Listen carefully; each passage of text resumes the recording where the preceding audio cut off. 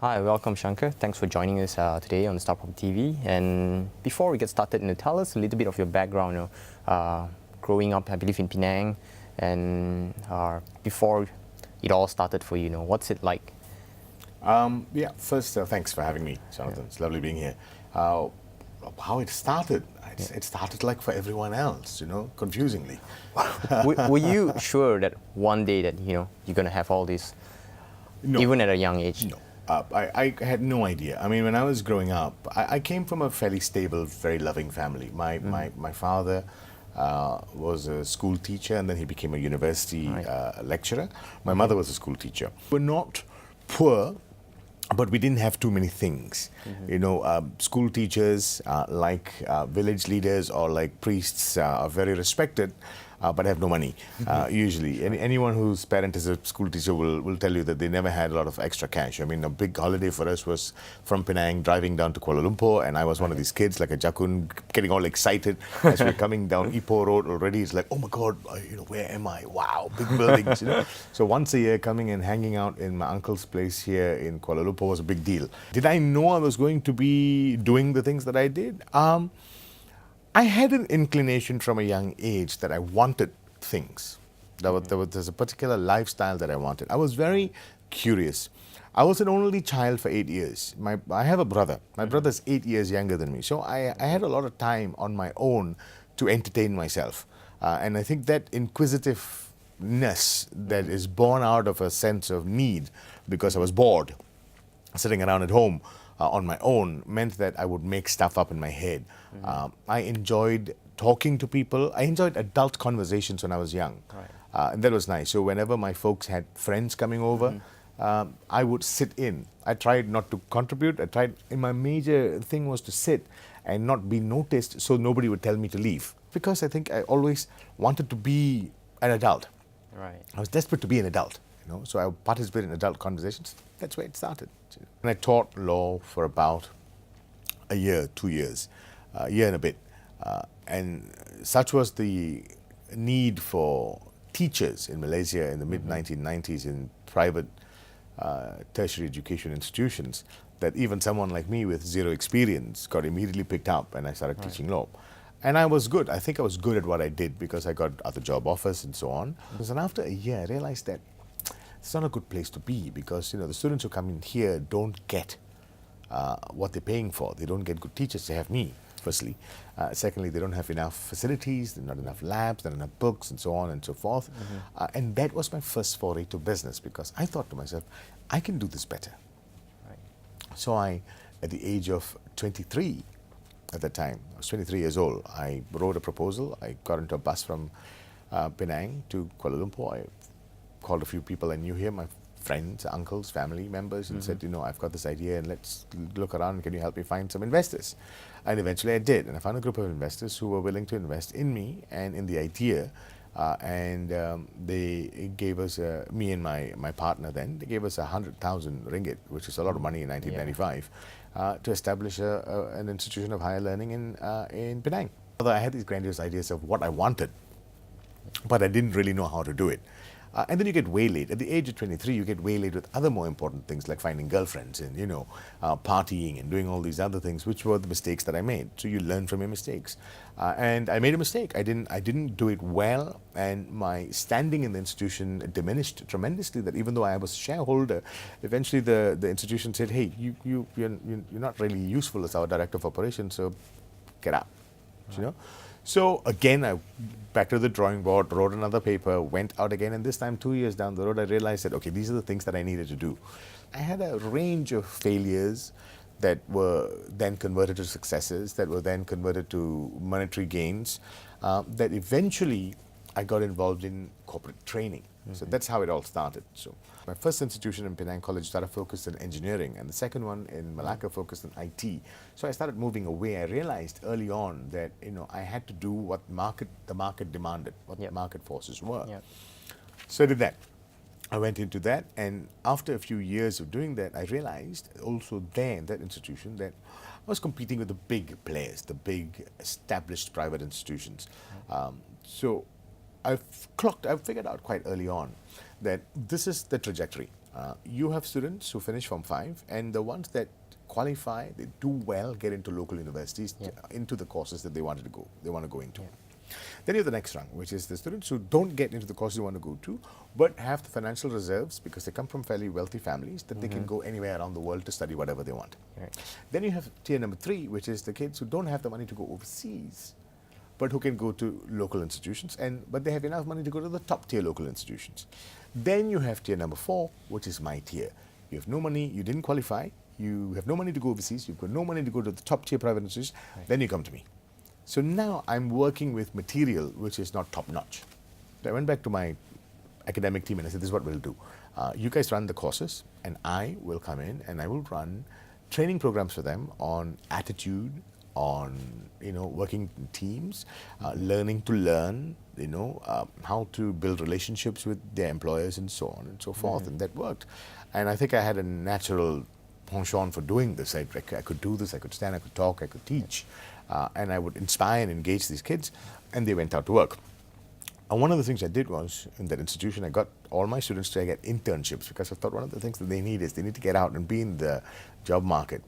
Right? And at that time, we had sent a group of students from our institution to a particular organization in Malacca itself. And the human resource director called me and said, hey, I've got a question for you. I said, what's up? He said, your kids have come to us and they're not the brightest kids, but they're hard-working kids. I said, yeah, we know that. But what I really like about them is their attitude. Their attitude is amazing. The students that you send to us, they are willing to learn, they're open, they're warm, they're friendly. My engineers love working with them. My IT guys love them. What you do? Do you have some magic potion that you sprinkle on these kids and they're now suddenly all happy and not dysfunctional? I said, no, actually we train them on all these other things. We train them on attitude, we train them on culture, we train them on the finer points. Then I went, we basically give them soft skills, and that's when I used the word. And I remember that phone call. I said, we focus on the EQ, their emotional intelligence. And in fact, my company is called EQTD Consulting, and that's the genesis of the name of my company came from that phone call. I said, that's what we focus on. And then he said, hey, do me a favor. Would you like to come and run a program for me, for my existing team? And that was my first foray into training. So I'm not a business coach, I'm not a life coach. You have other people who do those things very well in Malaysia. My focus is primarily on leadership. So you come to me if you feel that you want to take on a leadership position. You come to me if you feel your organization feels that you have tremendous potential, but you're not realizing that potential. You come to me if you feel that you want to get somewhere, but you get stuck along the way and you have all these mental blocks. You come to me for that and I will help unlock. For the benefit of the audience, just quickly go through 5 key areas. If you want to get promoted, the book is called So You Want to Get Promoted. That's the other thing. Kept the name simple. Went straight to it. Very simple. You look at the book, you know exactly what it is. Nothing fancy about it. Do you know what I mean? The first key is you need to get noticed. So I give you, I broke the book down into 5 keys. Each key has got 5 steps, 25 steps in total. It's not that if you get these 25 steps done, you're going to get promoted immediately. Of course, there's a whole range of other factors that come into play. But these 5 keys will put you in a position that you can actually expect growth. That's the whole idea, right? So the first key is to get noticed. The second one is to add value. How do you focus your entire work life on adding value on a daily basis? The third one is your need to upskill all the time. We all get paid for our skills and our knowledge. So if you're not getting paid enough, then the problem is not that my boss doesn't recognize me or blah, blah, blah, that all the complaints that we focus on yourself, which is if I upskill, then I can expect and demand more money. And if I ask for more money in this organization, having upskilled, and they don't pay me, there will be another organization outside or there will be someone else who will be willing to pay me because I've got the skill. Right, so that's the other one. The fourth key is I teach people in the book how to be reliable, because that's a major deficiency that a lot of people have, reliability. You told me to be here at a particular time. I came in 5 minutes before that time, and because it's important to me to be reliable, for example, and a lot of people can't do that. Like we never miss a flight. Most of us never miss a flight. You know what I mean? Why do we never miss a flight? Because we know the plane doesn't wait for us, right? But most of us miss meetings. You tell your friends you're going to show up at 6 o'clock and you show up at 7 o'clock, and you think, oh, you say it's traffic. How come the traffic doesn't affect you when you're flying? when you're going to the airport. But if you're going for any other meeting, the traffic does affect you. It's got nothing to do with the traffic. It's to do with your own tardiness and the respect that you have in your mind for other people, for example. So that's essentially the focus on this key, which is being reliable. And the final key, the fifth key, is mentorships, finding mentors. How do you find mentors? All of us need people who will give us a leg up, people who will reach out and pull us up. So the 5 keys are that. So get noticed, add value, upskill, be reliable, and finding mentors. These are the 5 keys.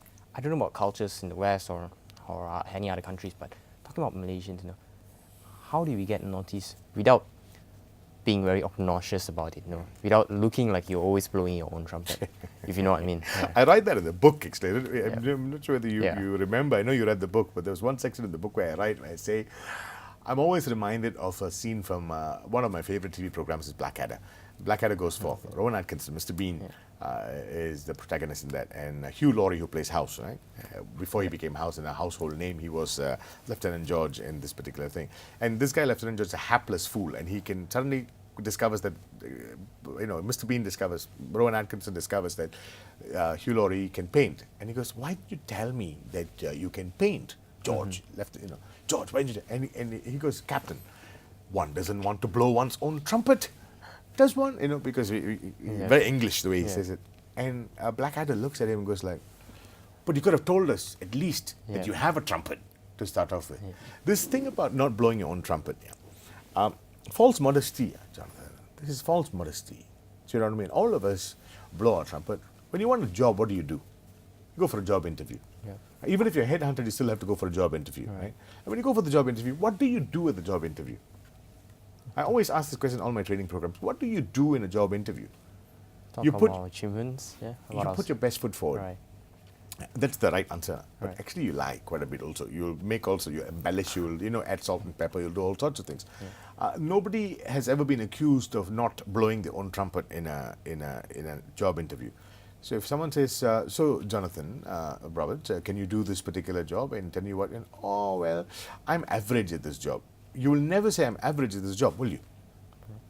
You will say, "Okay, I think even if you have a skill set deficiency, you will identify how you will overcome that along the way." So this thing about not blowing my own trumpet actually doesn't come into play, to be completely honest, if you're absolutely clear and connected with why you do what you do. We are shy. We take a back seat often because of indoctrination and because we're not sure what our purpose is. Right? We're told all the time that you have no opinion. You do what I tell you to do. So that's how we grow up, essentially. In the West, for example, there's a lot more of openness with kids. From a young age, kids are taught and are asked to have adult-like conversations and to reason. So we have that slight deficiency already in Malaysia. But that's changing. If you look at a 5-year-old today, and if you look at you are in your 20s, I'm in my 40s. When you were 5 years old, it was slightly different. When I was 5 years old, pretty bad. We were not allowed to speak. Right? When my parents were 5 years old, they were just beaten all the time. You know what I mean? So the progression is there. So coming back to your question about how do people get noticed? If you are driven, and if you are absolutely clear in your mind what you want, and if you are passionate about what you want, you have no problem speaking. Right? What about introverts? What about introverts who can't speak up at meetings and stuff like that? So what you do is introverts. Firstly you figure out whether we have introverted people, right? Introverted people are very good at other things. Okay, they may not be able to speak immediately. They are very pensive. They withdraw. But a lot of introverted people write very well. Some of the best journalists are introverted. That's true. They can't string 2 sentences together when you talk to them.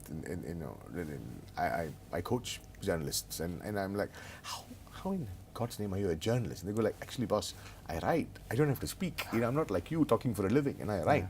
So you find that journalists actually make a huge difference. You get noticed not only with you don't get noticed just by standing and talking. So this is the fallacy, that you get noticed by the loudest person gets noticed. No, the loudest person gets noticed for the wrong reasons if they are speaking nonsense along the way. A lot of loud people get noticed for the wrong reasons because they are talking nonsense. If you go to a restaurant or a bar and you find a drunk person there, guy's getting noticed, but he's getting noticed for all the wrong reasons. Yeah? So introverted people will find ways of getting noticed by their writing, by their insightfulness, by their ability to have one-on-one communication with people. Introverted people are not very good at large ones, large groups, but they're very, very good at one-on-one One-on-one. because they can cut through the chase and come down to answer questions, for example. So that's what an introverted person does. So again, getting noticed comes down to you being very clear about purpose. Talking about purpose, what if my purpose is to become, say, a writer or someone, some back-end stuff, they don't get paid big money, right, okay. And on the other hand, someone else, your peer, his purpose may be to be a big shot in an investment bank, and you want that kind of lifestyle, right? Of course, you want to be financially independent, you want to be able to live a certain lifestyle and all that stuff. How do you go about that? If your purpose is in something that cannot give you what you want, would you encourage people to still go along that line? Very interesting question.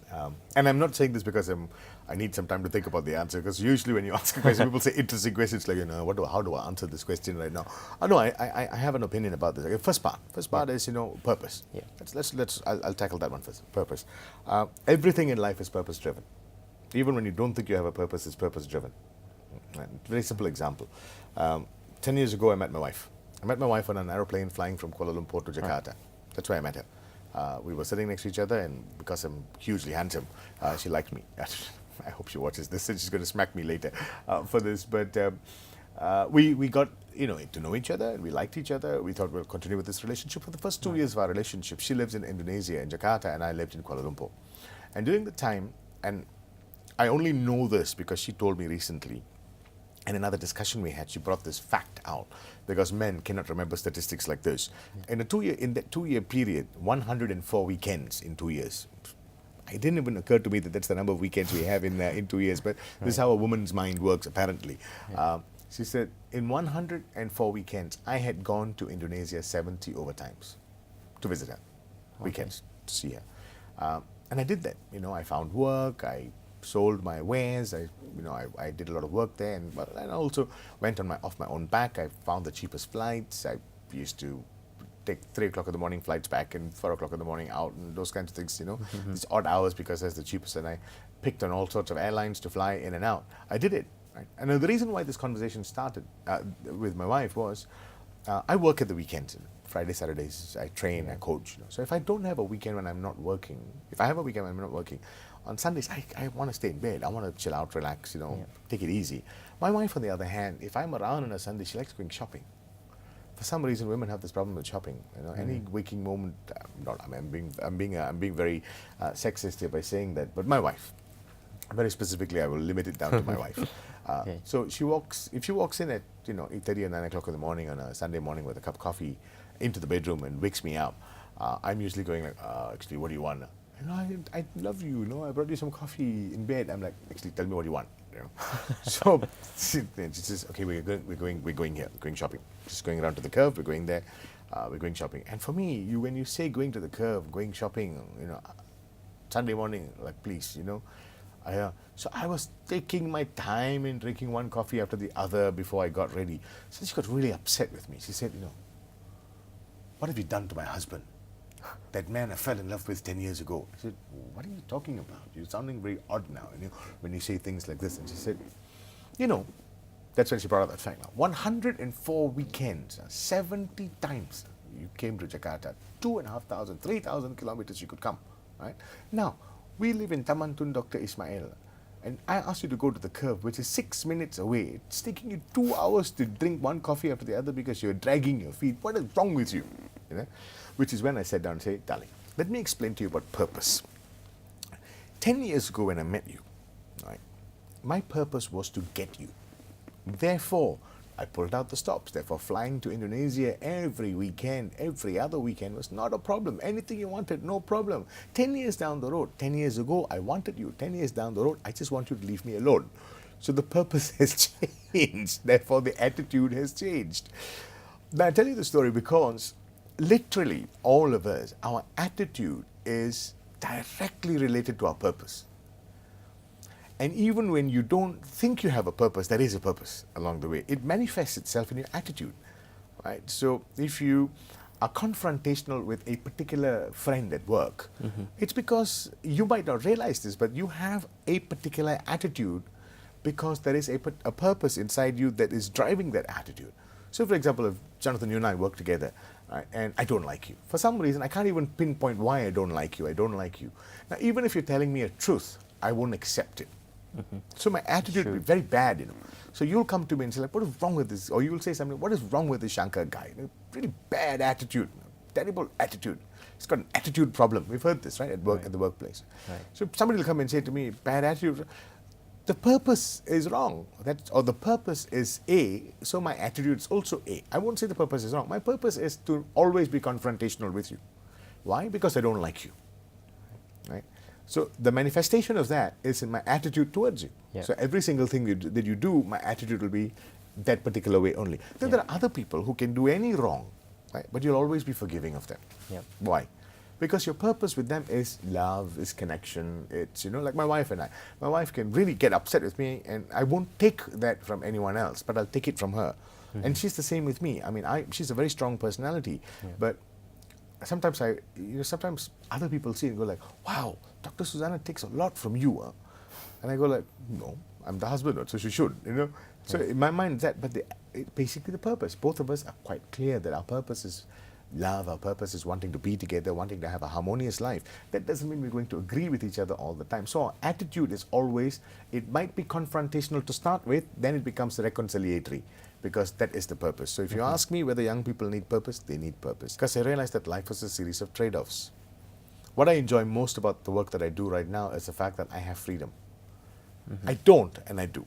Right? I don't have the freedom in some senses because I'm still always married to my job, and I'm at the beck and call of my clients and my coaches, and people call me and all. But I choose to answer those questions. I choose to be available. I choose to change my life. For example, when you said, can you come to the Star Studio to do this on this particular day? I choose to adjust everything else around so I can be here. Yeah. So someone would say that you have no freedom. You still go. When they call you, you still go. I do, but it's my choice to adjust things around. Right. Now, if I went to work for someone, I have no choice. I have to go to work at 9 o'clock in the morning. Whether I want to be there or not, I have to show up at 9 in the morning. Yeah. So my trade-off was, I traded off a fixed income in this large conglomerate for the freedom that I have right now. Yeah. Flip side, I traded off, right, freedom for a large income. Yeah. So one of these two things, you have to make a choice. Right.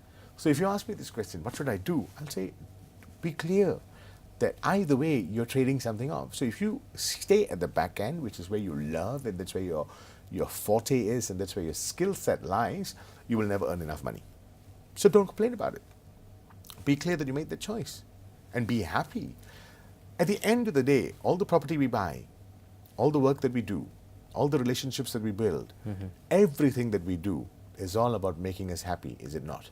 Right. The moment it does not make you happy, then it's like being in a marriage that fails. Right. Being in a marriage that fails, heaven and hell are not sometimes beyond, you know. Heaven, you can have heaven now and you can have hell now as well. Being in a partnership which doesn't work is hell. Being in a relationship which is hell. In a bad relationship is hell. Buying a property that becomes a nightmare is hell, for example. Right. You know, if a property you buy suddenly has millions of problems, and you spend all your waking moments and all your spare cash repairing all those problems, that's hell for you. Right? A lot of people buy books on self-help. They go for talks, seminars, sometimes forced to go by the organizations and stuff like that. So, often they're forced to go by the organizations. So, but what we notice is like 10 people go for a talk. Only 3 come out implementing new ideas, new habits. The rest just fall through the crack. Maybe for the first 2 days, they try waking up earlier, showing up on time, and then it all goes back to square one. How can people avoid that trap, you know, of complacency, of going back to, you know, like the dog that goes back to the... It's all over. You know, I might sound like an old, worn-out record, but it comes down to purpose again. Right? People change for 3 reasons. People change because they have goals. People change because they have knowledge, and people change because they have catastrophic experience. Of the 3, catastrophic experience is the hardest, right? But it's also the most potent. When you actually have a catastrophic experience, your life actually changes tremendously. Because you know that, you know, life or death situations change. When someone falls ill, So, for example, a smoker smokes and smokes and smokes, and then they have a heart attack. The next day they stop. It's not that the smoker, who's probably an erudite, clever, intelligent human being, did not understand that smoking was doing him or her more harm than not smoking. But they will stop when they have a catastrophic experience. Right. Why is that? Because it has to be a purpose-driven change. Right? So my purpose is to stay alive. Therefore, I will stop smoking. And staying alive is very important to me. So when you go to a team building program, or if you go to a seminar by Stephen Covey, or if you went to a seminar by Tony Robbins or Robin Sharma, you get all wound up and all excited in that moment. But if your purpose is not clear, and if you're not deeply connected with why you go, then it's a problem. Everyone has 24 hours in a day. Why some can accomplish so much within the same period of time, and I have some friends who's like no progress had whatsoever, but each time you ask them, hey, do you want to go for Too this? busy, Go for eh? it? Too busy, Too too busy. busy. The too busy trap is what I... Choice. Yeah. Again. Purpose and choice, Yeah. Jonathan. Yes, you're right, 24 hours a day.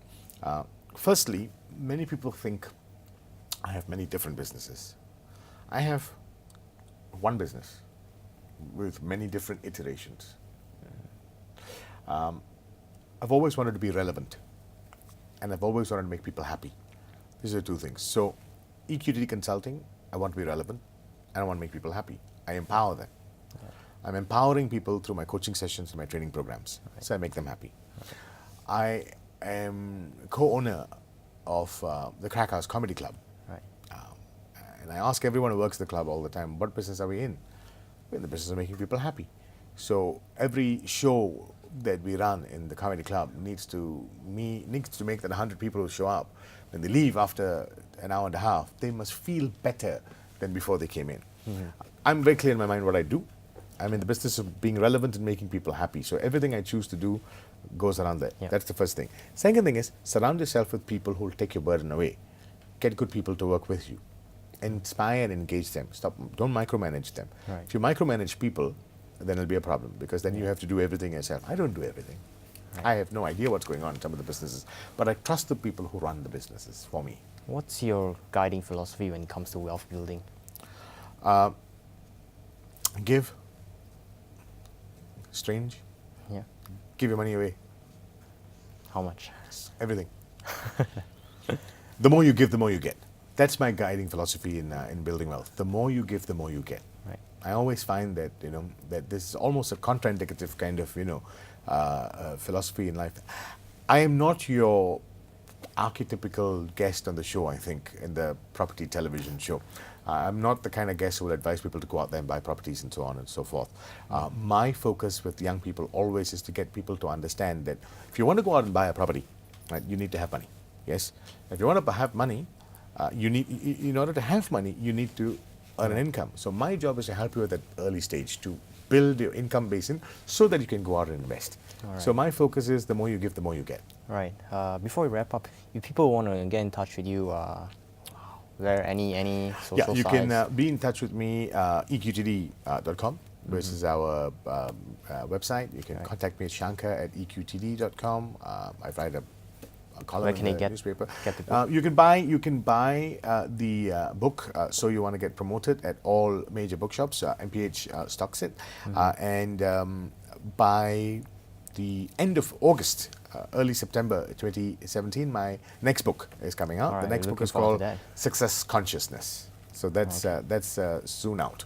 Okay. All right. I think that's all we have for today. Thank you so much for your time. Thank you and for joining having me. us. Thank you. We certainly wish you the best. Thank you. Thank you.